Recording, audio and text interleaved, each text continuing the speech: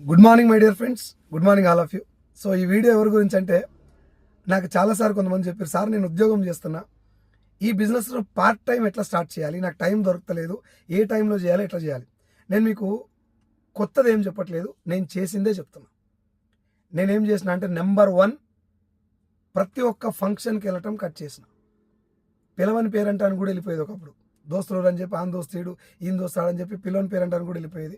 ఫంక్షన్లకు, ఎంజాయ్మెంట్ ట్రిప్లకు వెళ్ళేటటువంటి సమయాన్ని కట్ చేసి వెస్టేజ్కి పెట్టిన. 1 గంట టైం సేవ్ అవుతుంది యావరేజ్గా పర్ డే. రెండవది, సోషల్ మీడియాలో స్పెండ్ చేసే టైం, యూట్యూబ్లో వీడియోలు, జబర్దస్తులు, కామెడీ షోలు, ఈ చూసే టైం కట్ చేసిన. ఇంకో గంట సేవ్ అయింది నాకు. తర్వాత ఎస్పెషల్లీ పండుగలు. ఇప్పుడు నా జీవితం అంతా సంకనాకపోయింది, చాలా ఇబ్బందుల పాలైపోయినా. ఇప్పుడు నేను పండుగలు చేసుకున్నంత మైండ్ సెట్ నాకు లేదు. వాళ్ళు ఏమనుకుంటారు, వీళ్ళు ఏమనుకుంటారు అనే సంబంధం లేదు.